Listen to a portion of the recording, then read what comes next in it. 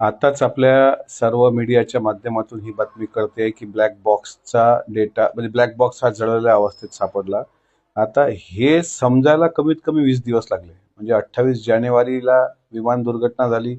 तो black box त्यावेळेस cover केला गेला आणि त्या ब्लॅक बॉक्सचा आता समजते की ते पूर्ण जळला. आता तो फॉरेनला पाठवला जाणार. फॉरेनवरून त्याच्यातला अहवाल तो रिकव्हर केला जाणार.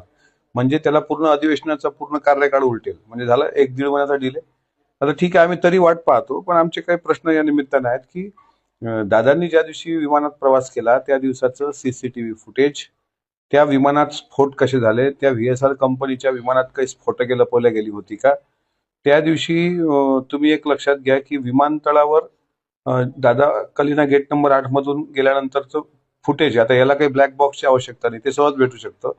पायलट साहिल मदन, पायलट यश, पायलट सुमित कपूर व शांभवी पाठक हे घरून किती वाजता निघाले, कुणाच्या गाडीत निघाले, कोण्या रोडवर हे ट्रॉफिक मध्ये अडले होते, त्या ठिकाणचं सीसीटीव्ही फुटेज, या सर्व पायलटचा 28 जानेवारी 2026चा दिनांक व दिनक्रम, इतक्या गोष्टी ह्या सहज शक्य आहेत आणि CID चौकशीमध्ये ह्या गोष्टी सहज उपलब्ध होतात.